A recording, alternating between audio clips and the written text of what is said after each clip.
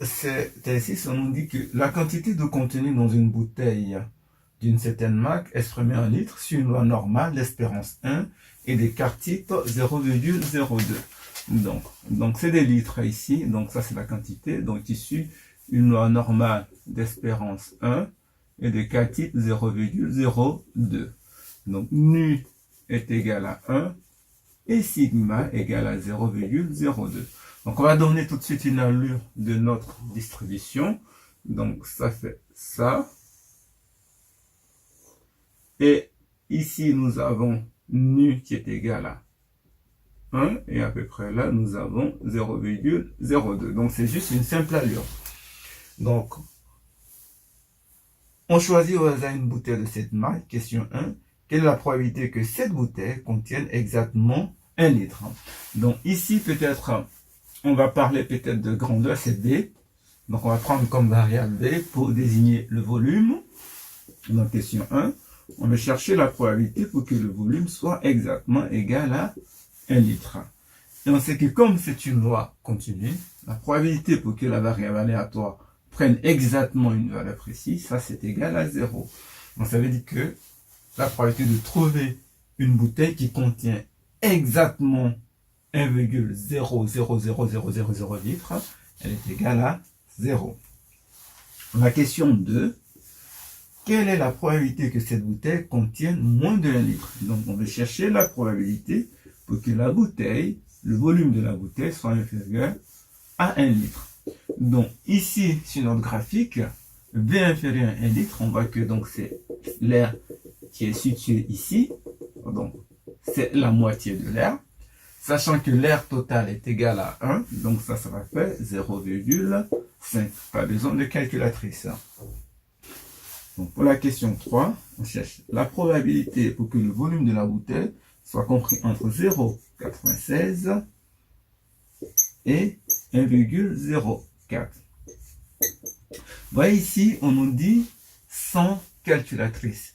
Donc on va essayer de voir, est-ce que 0,96 et 1,04 ne sont pas des valeurs particulières. On peut essayer de voir à combien est égal à nu moins sigma, nu plus sigma. Après, on va chercher nu moins 2 sigma, nu plus 2 sigma. Après, on voit nu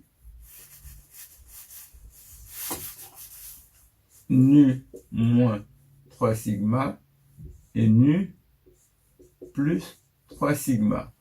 Si en calculant ces valeurs, on tombe sur ces deux valeurs, donc c'est bon, on peut utiliser le tableau qui est en haut pour donner notre probabilité. Donc on sait que nu c'est 1 et sigma c'est 0,02, donc là ça nous donne donc 1 moins 0,02, ce qui nous donne donc 0,0, ce qui nous donne donc 0,98. Donc on voit que ça, ce n'est pas ça, donc du coup on laisse cette partie, on passe à celui d'après. Donc là, c'est égal à nu moins 2 sigma, donc ça fait 1 moins 2 fois 0,02.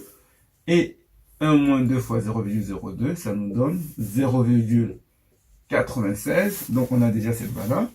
On va vérifier que nu plus 2 sigma, ça donne ça. Donc on a 1 plus 2 fois 0,02. Donc ça, c'est égal à 1,04. Donc on voit bien que on tombe exactement sur ces deux valeurs. Donc on se rend compte que ça, c'est égal à la probabilité pour que V soit compris entre nu moins 2 sigma et nu plus 2 sigma. Or, en regardant donc le tableau qui est au-dessus, on sait que la probabilité pour que la variable aléatoire soit comprise entre nu moins 2 sigma et nu plus 2 sigma, les trois valeurs particulières qui sont dans le tableau dessus. Donc, je rappelle que ces trois valeurs, il faut les connaître.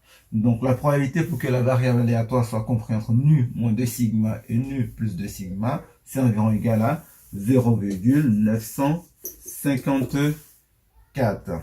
Pour la question 4, on nous demande sans calculatrice de préciser la probabilité que cette bouteille contient plus de 1,06. Donc, P de D est supérieur à 1,06. Donc ici, il faut juste vérifier que 1,06 c'est une valeur particulière. Vous allez vous rendre compte si vous faites les calculs que U plus 3 sigma, ça donne 1,06. Donc, on sait que ça c'est U nu plus 3 sigma.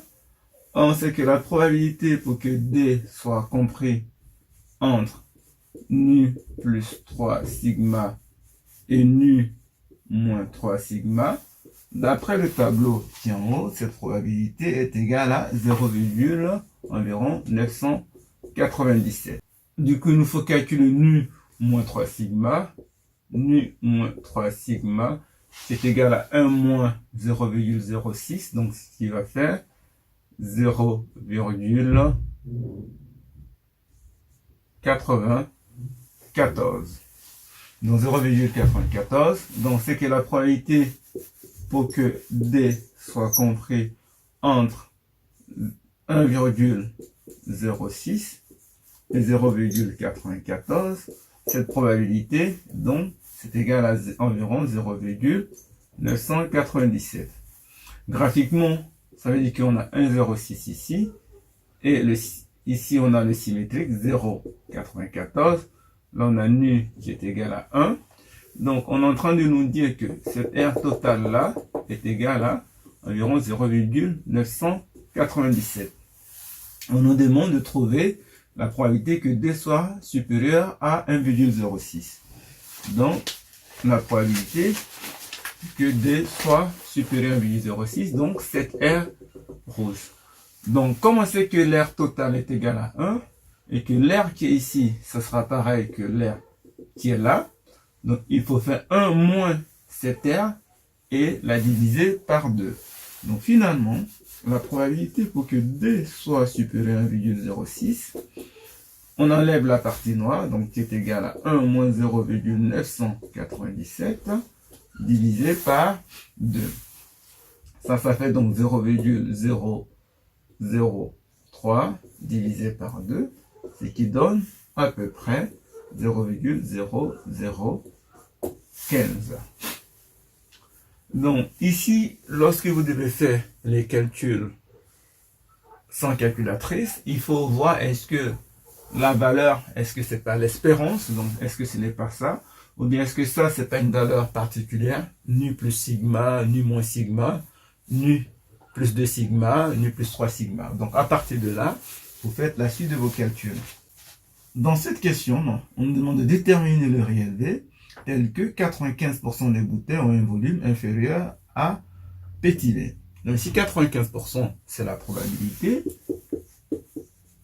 donc c'est la probabilité que le volume de la bouteille soit inférieur à petit v, soit égal à 0,95. Donc ça vous voyez, ici cette fois-ci on ne connaît pas le nombre qui est là, il nous faut le déterminer.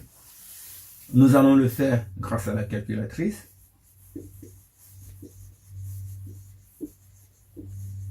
Donc en utilisant